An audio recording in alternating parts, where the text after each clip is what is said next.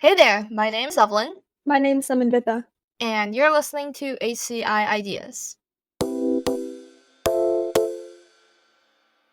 HCI Ideas is a podcast where we discuss research, receive advice, and learn about the cool things taking place here at the Human Computer Interaction Institute of Carnegie Mellon University. We invited Professor Ken Koedinger to share with us his research on intelligent tutoring systems, how it can potentially transform the field of education, and AI's future role in making interactive learning accessible for everyone. Thanks for tuning in, and I hope you enjoy this episode. Ken, can you briefly introduce yourself and what you do here? Yeah, I'm a professor in human computer interaction. I joined appointment in psychology as well, and my research focuses on learning science and learning technology, leveraging technology to better understand how people learn, and then also building applications both to make an impact on the world, but also to do our science out in the real world. Cool. My first question is this is going to be focusing more on your research.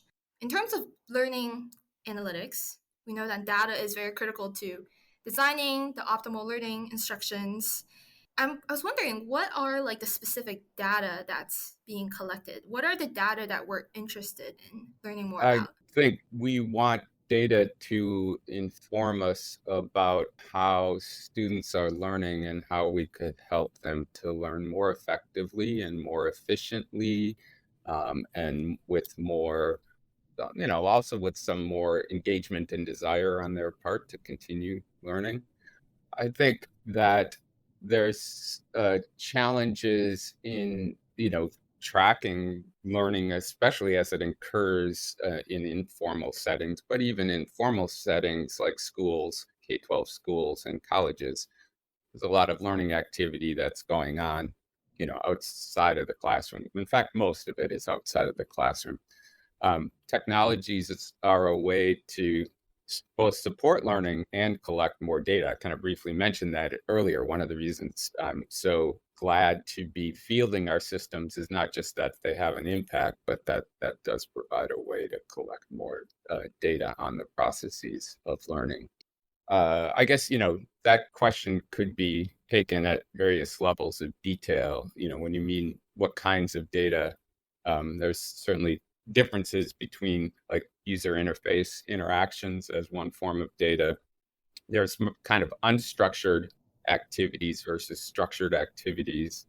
I think we're especially interested in contexts in which learning goals have been reasonably well defined, and that the activities students are engaging in are relevant to those learning goals, right? So then we can assess whether students are making progress towards achieving those learning goals. That might be different than a context in which you could collect data on students' dialogue, like in a chat system, and we have done that kind of data analysis too, but that may be less connected to a particular course learning goal. Awesome. Maybe to take a step back, I know one of the topics that your research focuses on is an intelligent tutoring system. So basically, an intelligent tutoring system, it would be a form of interactive learning because it offers feedback to students as they're learning whatever the content that they're working on. I was just wondering if you can give me kind of a brief summary of how that would work and also maybe some of the technical underpinnings. Yeah, well, we've been developing and fielding various kinds of intelligent tutoring systems, I guess, since the late 1980s. So, AI in education has become a hot topic recently, but it has a 40-year history. And actually, here at CMU, we were really the first to bring intelligent tutoring systems into regular use in classrooms at the K-12 level. And particularly, it was for high school mathematics. Wrote a paper in 1995, Intelligent Tutoring Systems Go to School in the Big City. And I guess two crucial ideas there are one, that a lot of effective learning happens when students are engaged in trying to do something, try to bring their knowledge and skills and concepts to bear on achieving some goal, solving some problem. So our tutors ask them to solve problems. And another key idea is that there are elements of that tutoring process that that comes from human tutoring that we try to I was going to say mimic, but it's really more be inspired by, because there's two reasons we don't want to mimic. One is that the technology often has different affordances; it can do some things better than others. And the other is, frankly, human tutors are not the gold standard. Not every human tutor is a great tutor. The literature on human tutoring is still growing in terms of what's effective. And that's actually part of our goal, is to better understand what makes for effective tutoring. So in these intelligent tutors, we've done a lot of experimentation with different kinds of methods to support learning, to support tutoring. So it's a very, very broad category, but I would say one of the most important things and one of the most powerful things is just that when students are asked questions that are at the edge of what they know, and they think about them, and then they get instruction and response to that thinking process, that's a super effective and powerful way to learn. And we've demonstrated that in math and in other areas since then. Mhm. So, like you said, this intelligent tutoring system, it's a very broad topic. And I think maybe the first step we can take in kind of learning more about that is what that would look like, right? So, I used to have a part time job actually as a tutor at Kumon. I'm not sure if you've heard of it. And Yes. so, what I observe with students is that there's like a lot of variations of mistakes that you can make, right? Sometimes they're like silly mistakes that they still understand the material, but it's just kind of like like a brain fart moment. And then other times there are more like fundamental issues when our students are not understanding the material. So obviously you would want to employ different interventions depending on the situation. And how does like an intelligent tutoring system would take all of this into account and make the right choice? Yeah, well, understanding is a tricky word, and I wanted to highlight that because there's really more than those two categories, and that's part of what happens with science. Dig into a topic. I think there's a temptation to think learning simple. We're running what is it, the 24th annual Learn Lab Summer School next week, by the way, and I was thinking about this for that, to ask the audience what do they think are the most effective ways to learn or to support learning. And the right answer to that question is, what kind of learning are you talking about? No one answer to that question. Learning's very different depending on the goals. And sometimes the goals are understanding, but oftentimes the goals are skill. Like when you're learning your first language, you don't understand it, right? You learn how to do it. And that's what's important, right? That you can do it. If eventually you become a linguist, you might try to understand it, right? But learning how to do it is super important. So that, I think, is a bit of a tricky idea that not everybody realizes, but we've been especially seeing increasingly clear forms of evidence on that difference. I could give you a specific example or two of that if you like. Yes, please. We've been talking, I guess, about intelligent tutoring systems, and we can get into the AI side of things. But in a lot of cases, what's really important is the design of the system, the kinds of questions and instructional supports that are available. And one way we've been exploring learning at the college level is through the Open Learning Initiative. And a highly interactive course for psychology was developed, and it was implemented as part of a Coursera MOOC, a massive open online course, where about 1,000 students completed that course. And going through there were 11 topics with quizzes and a final exam. And we were interested to see what resources did they use, how, like, did they watch the online video lectures, did they read the online reading pages, and did they do the interactive activities with feedback and embedded instruction. And we saw variability, like some students were skipping the videos, some were watching them, same for the reading, same for the doing. Then the question is, which of those students did well, right? Do you do better if you watch lots of videos and skip the other two? or maybe you do most of the practice questions and you skip the other two. Mhm. Uh, the striking result was that students who do more have a 6 times bigger impact on their final performance outcomes. They learn 6 times more if they do a standard deviation more relative to watching or reading. And I think that that is super important. We spend a lot of time in college and K-12 education telling our students to listen to our lectures and read our reading materials. But it's a practice with immediate feedback, not a homework assignment. Homework assignment doesn't have immediate feedback, right? If that's the most powerful thing to do, there's a big opportunity to make learning much better than it currently is.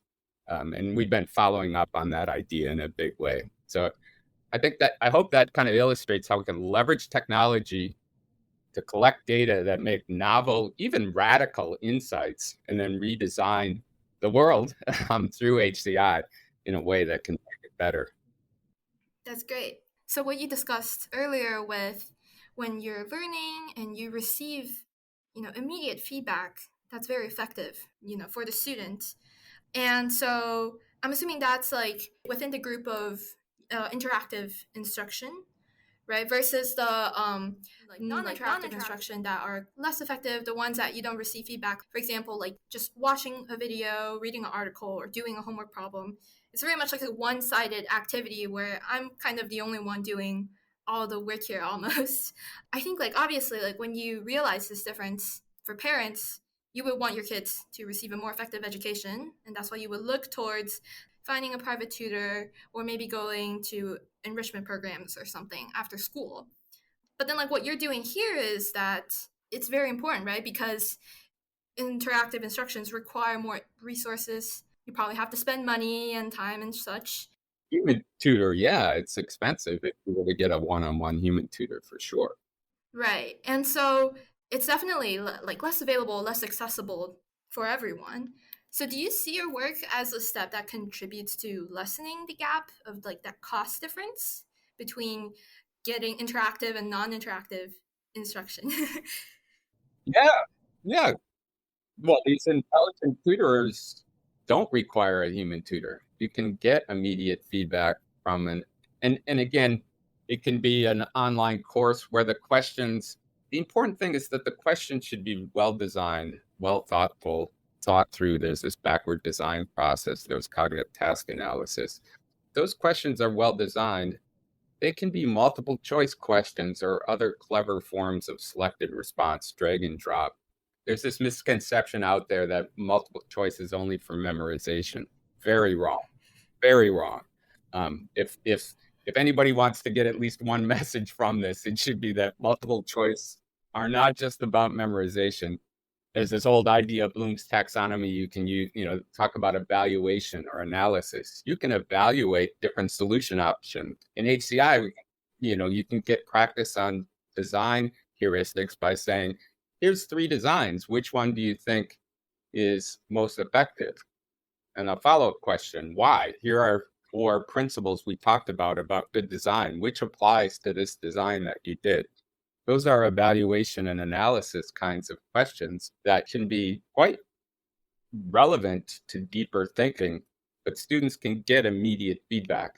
And that's not instead of them doing self-directed projects. That's to prepare them for when they do self-directed projects on their own in teams or otherwise, that they're ready with the skills to be effective in those teams and to get at the edge of creativity where they may not be fully prepared. And we can use that then to improve those kinds of experiences. But I guess one of the big insights I've had over the years, because I was very excited about AI mimicking human tutoring in open-ended settings, is that it doesn't have to be so open-ended. What it really has to be is focused on what are the competencies that you want students to acquire, and can you create training exercises you can think of, like we do this in sports all the time, right? You focus on your left-handed jump shot, right? You don't play basketball all the time. But in a lot of school, we often just play the whole game and we'll give you feedback on it. Not an effective way of training. This more focused design approach is much more efficient. And, and is much less costly, going back to that element of your question, right? If the tutor for, your child can be an online system, it does not cost as much as a personal one-on-one tutor, and it could be much more effectively scaled. Yeah, as an element of what you said earlier of how we want the best methods of teaching the certain thing to our students, I know one component is assistance. And so in your research, one of the things you talked about was assistance dilemma, where the instructors have to strike a balance between how much information or help that they should give or withhold from their students. How do we find that Goldilocks spot of knowing how much help we offer to students where they have productive struggle, but right before they kind of get into just meaningless frustration? That dilemma is applies to instructional systems as well as instructors, just to be clear, right? It can be technology that's part of that learning support. One thing that to start off with is to recognize, as I was saying earlier, what's the best way to learn? Learn what?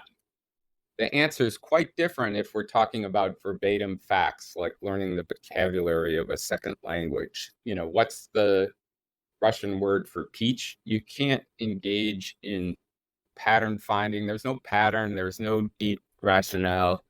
You need to practice it, get repetition. Spaced repetition is really powerful. That's a nuance not often implemented, right? Those things are super important. Having examples isn't all that valuable in that case, right? And so the challenge for students can start with asking right from the start. On one hand, those aren't as challenging as other tasks, but in terms of the kinds of instructional supports and the assistance dilemma, showing and giving versus asking, go right to the asking dimension right away in that case. As the knowledge content gets more complex, so learning new skills, like how to speak your first language, how to speak any language like Python or algebra, right? Those are languages too.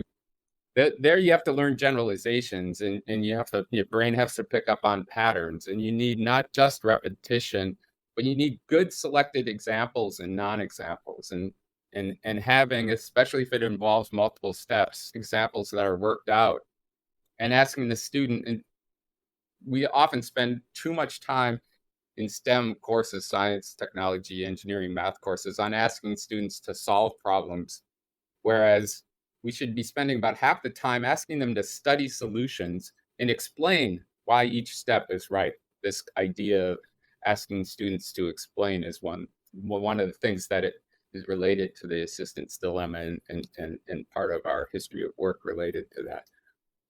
So there, we're shifting the assistance a bit higher, right? It's not full asking. We're going to show, but we're going to ask you to explain, and then we'll ask you to do. There are more contrasts like that, but those two get at the kind of content solution interactions that our knowledge, learning, and instruction framework has really well articulated. If you know what you're after, that'll help drive which instructional principle you should select. And there's a kind of increasingly specific set of ideas that say where the Goldilocks point is, depending on the nature of the content. Methodologically, there's still a lot of open questions. We wrote a paper that said there aren't two ways to teach. We sometimes debate as though there are. The design base of learning supports has at least 200 trillion different options in it. It's immense, right? So we're not going to find a one size fits all solution in that space because of these dependencies. So the search continues to, in terms of coming up with better principles to identify those Goldilocks things. But one of the things that I'm excited about is, in addition to all the data we're collecting, we're using AI to simulate the human learning process. And we can run experiments on those simulated students that vary the amount of assistance and see what works best for that. So one of our HCI PhD students won the best paper year before last at the AI in Education conference for using a simulated student to replicate results showing that with facts, you should go right to doing, but with skills, you should start with these work examples. So I think that's another part of this long-term solution, right? Is to get more sophisticated techniques for modeling how people learn. That's really cool how you can, in trying to predict like how a student's mind works, you find insights about actually the learning process as well. Like that's really cool because I think generally you don't really notice these things unless you're like actually teaching as well and you're interacting with the students. Even if you're teaching, you don't necessarily notice them.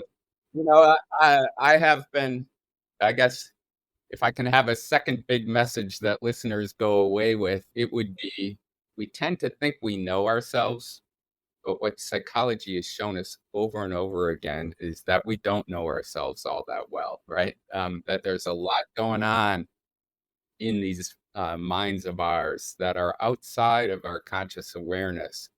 But we tend to think that all our learning is that conscious awareness level of learning. Um, but one very clear example of amazing a learning that humans do without much, verbal awareness is learning their first language. Nobody explains it to them, right? That's not, how could they? They don't have a language, right? Our brains are really good at picking up at patterns. And we tend to, I think, a lot of our intuitions, even, professors and K-12 instructors come from their conscious experience of learning, which is probably 30% of it, which means they're kind of, if you're, what field would we design based on 30% of awareness? That would be crazy, right? Well, I think I know the reason.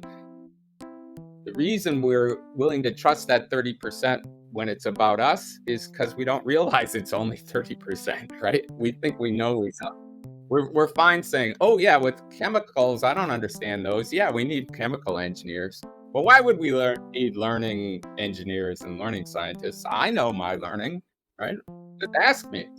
Uh, we got to get past that because it slows the adoption. There's a lot more known in the learning sciences than is being adopted. We still do a lot of reading and lecturing when it isn't very effective, right? We don't do much space practice. We don't do much prompting for self-explanations. We give an example or here and there, but we don't have like 50% of the STEM courses being studying work examples. The list goes on, right? And I think part of that is we don't teach psychology in school. Like we teach plate tectonics, we teach all kinds of other stuff, right? But like, why not more about the science of ourselves? That's a great idea you have there. Now, we've been mostly focused on the student aspect in terms of their involvement with these intelligent tutoring systems. So, I want to pivot more into kind of the teacher side because I definitely they are also a very important figure in this whole learning process, right? I would ask like how do you envision the ideal like intelligent tutoring system, let's say in the future, how would that change the flow of a classroom? And in particular, how does the responsibility of the teacher shift in response to the availability of these new tools? One thing that's super interesting, and again, a little bit puzzling, is many universities, you have researchers doing research on learning, and then you have teachers teaching at those same universities, sometimes the same people, like I teach, right? We don't do enough of what I like to call drinking our own champagne. Like, if we're developing ideas for how to support learning in more optimal ways, and we think they're good, we should be applying them more, right? We should apply our research to our practice in schools. So, changing education's not an easy thing, but I will say that I've increasingly felt this pressure myself and been trying to make changes based on in my own teaching. And, it does run against barriers because when you don't do the traditional things, students are surprised too, by the way, right? And there's actually good evidence. You were talking about more passive forms like reading and lecturing versus more active forms. Students expect to be told to listen to a lecture and to read before they're asked to do something. And yet, if you ask them a question up front, sometimes they feel like, well, I don't know yet, why should I know? And that's the point. You're not supposed to know, but by thinking about the question, and by the way, some students know a lot more coming into a course and do know some of the answers. So getting them onto the harder questions is another part of this. But yeah, for a student who doesn't know, when they get the instruction in the feedback, they're much more likely to process that in a way that they learn it and can apply it. So for me, I've stopped lecturing. I have recorded lectures. I've tried to get them into smaller and smaller pieces. That's an ongoing story. But one of the major things I do is getting the lectures online is sometimes called the flipped classroom notion. But there's other things to flip, like homework per se, right? And homework usually doesn't have immediate feedback. But when I have a new topic, there is online activities, there are readings, and there's lectures, but you can do those an online quiz on the topic and use that then to decide how much more information, if the feedback wasn't enough for you, go to the readings and so forth, and then come back and take the quiz.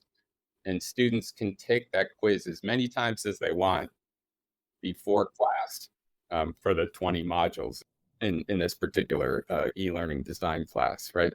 Then they come to class with with questions, and they also have projects that they're working on. So now we start to take those fundamental skills that they're developing through individualized practice and immediate feedback, and we can talk about bigger issues and talk about being I can be more responsive to their project goals rather than just talking at them, which if I'm, they might as well watch a video if they want to get talked at. Well, yeah. So, I hope that helps. And I think that model is being supported by our Everly Teaching and Learning Center here at Carnegie Mellon University.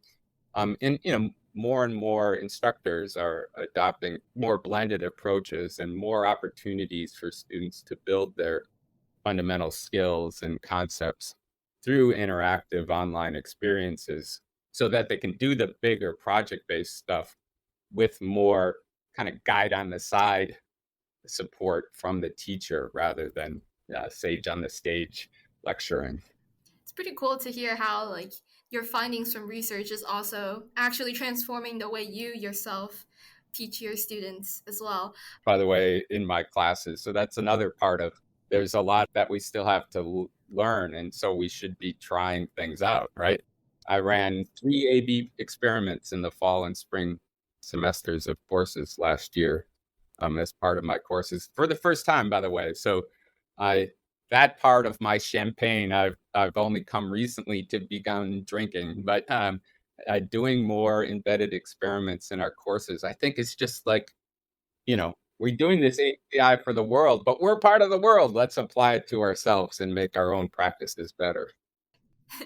Yes. One other aspect I was thinking of in terms of how this impacts teachers is like, as with many other industries, I think there's this fear that, the cheap and more powerful AI will replace teachers entirely in the classroom. But there are also other advocates who say that rather than pushing teachers out, it's actually relieving more of the organizational pressure kind of for teachers to produce better academic metrics like a higher like reading level or better test scores, et cetera, et cetera.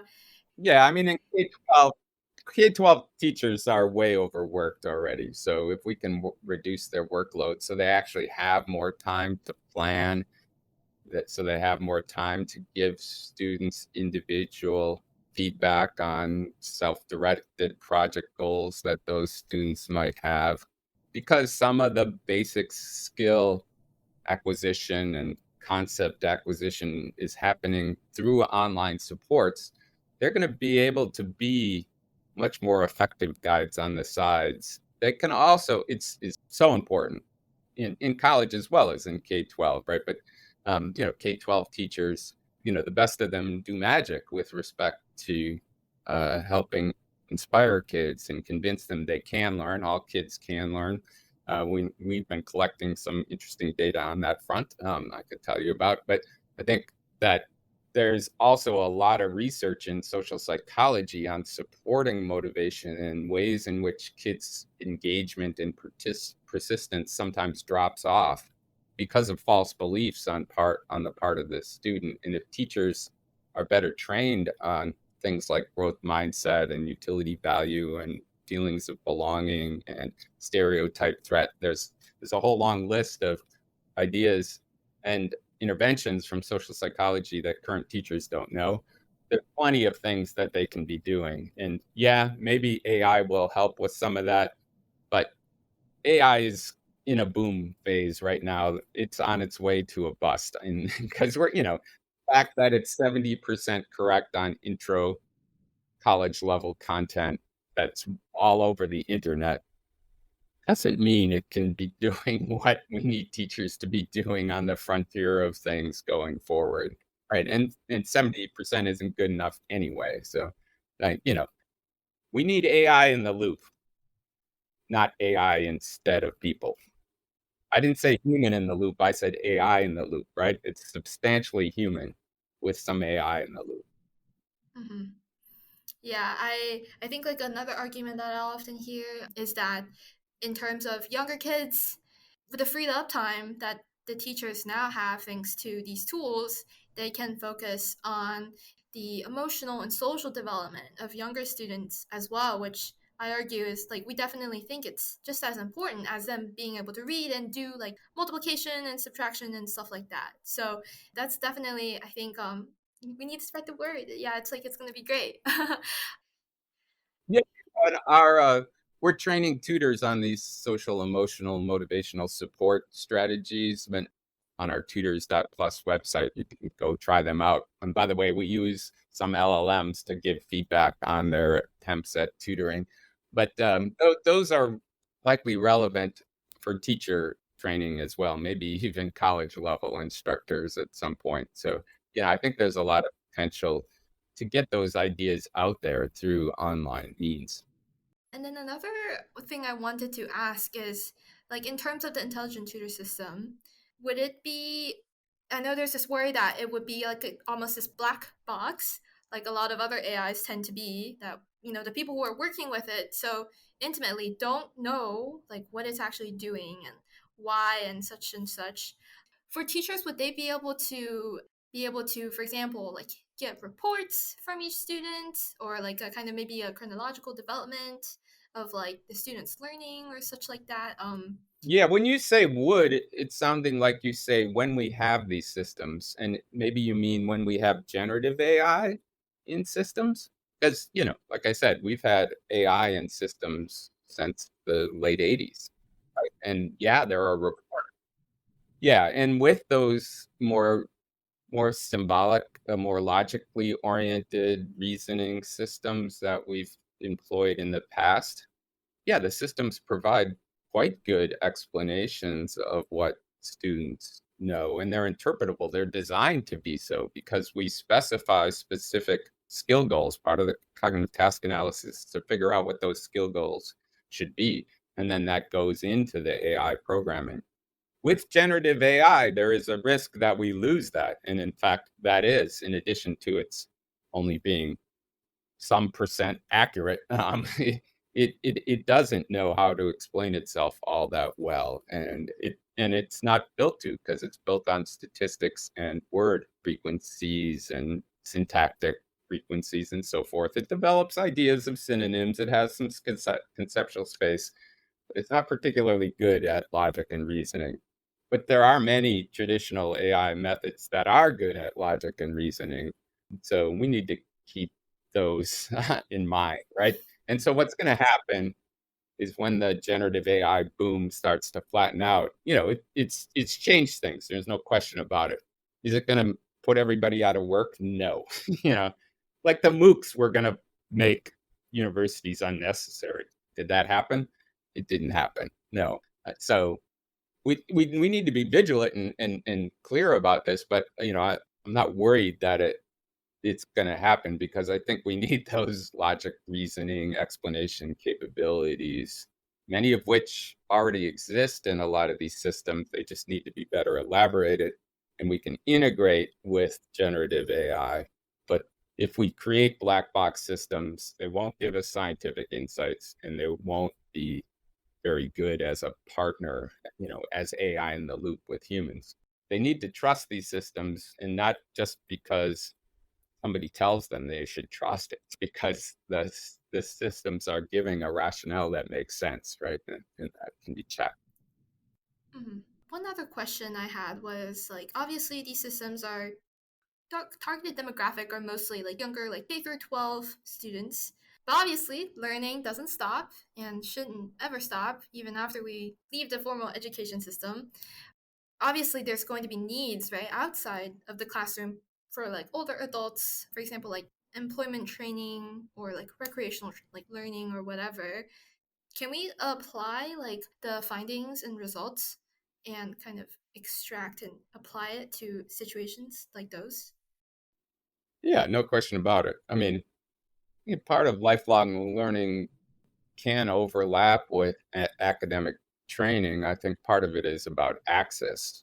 And there is an online master's program for computer science at Georgia Tech that has given lots of people across the country, especially, but across the world, access to a computer science master's degree without leaving their homes. And for people who have jobs and have a family, and live in Utah or wherever, right? It's been great, and it's actually much lower cost than an on-campus computer science degree.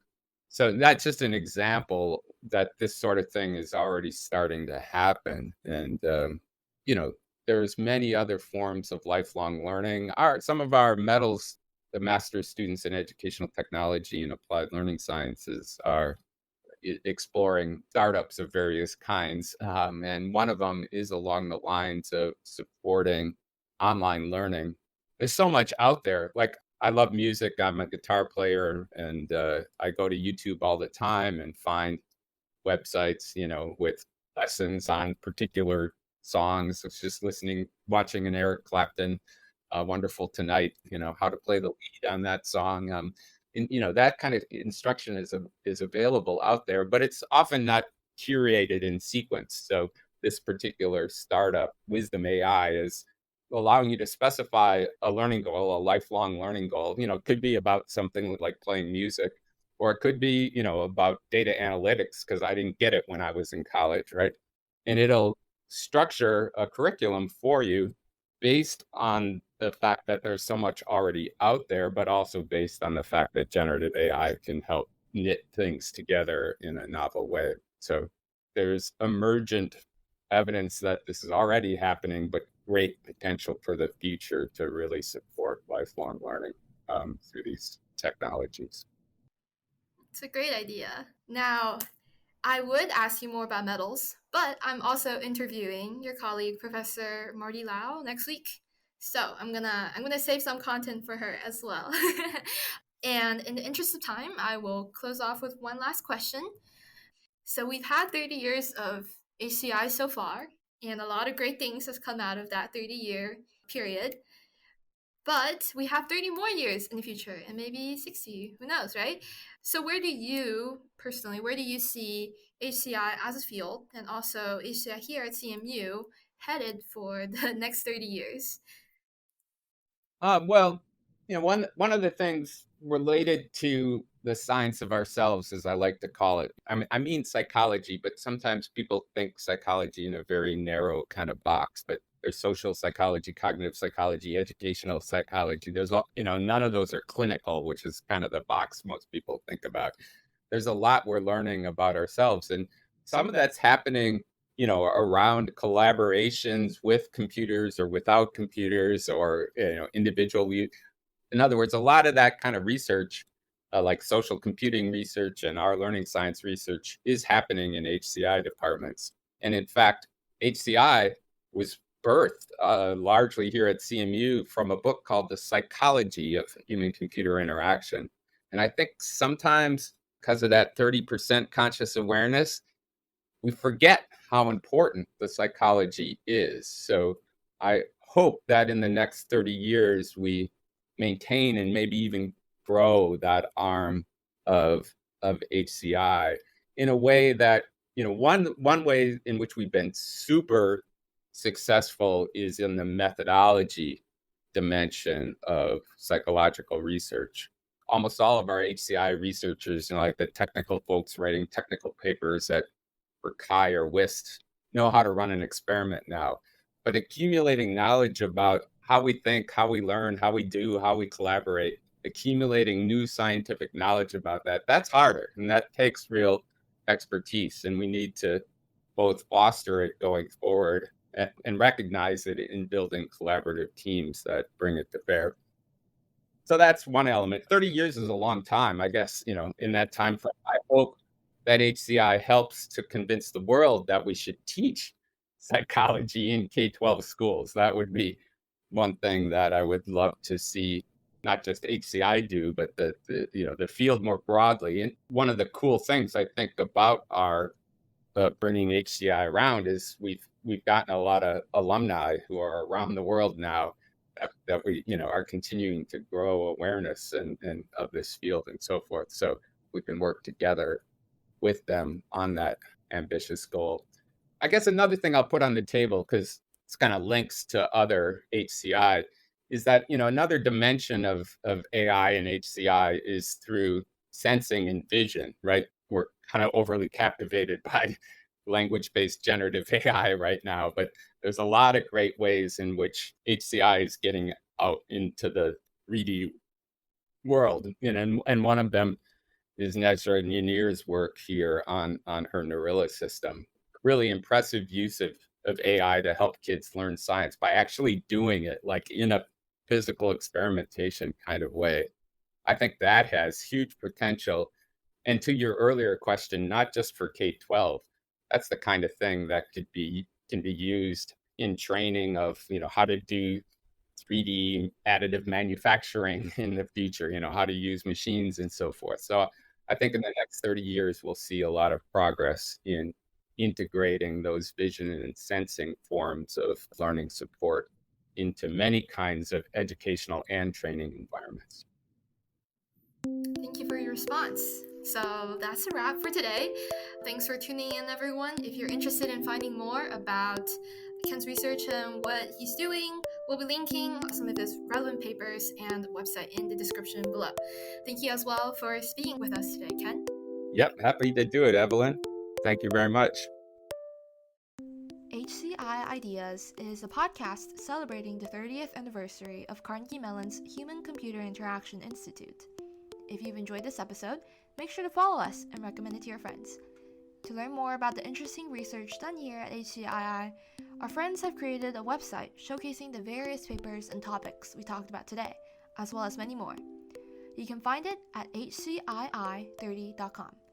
You should check it out, it's pretty cool. Thank you for listening to HCI Ideas, and we'll catch you next time.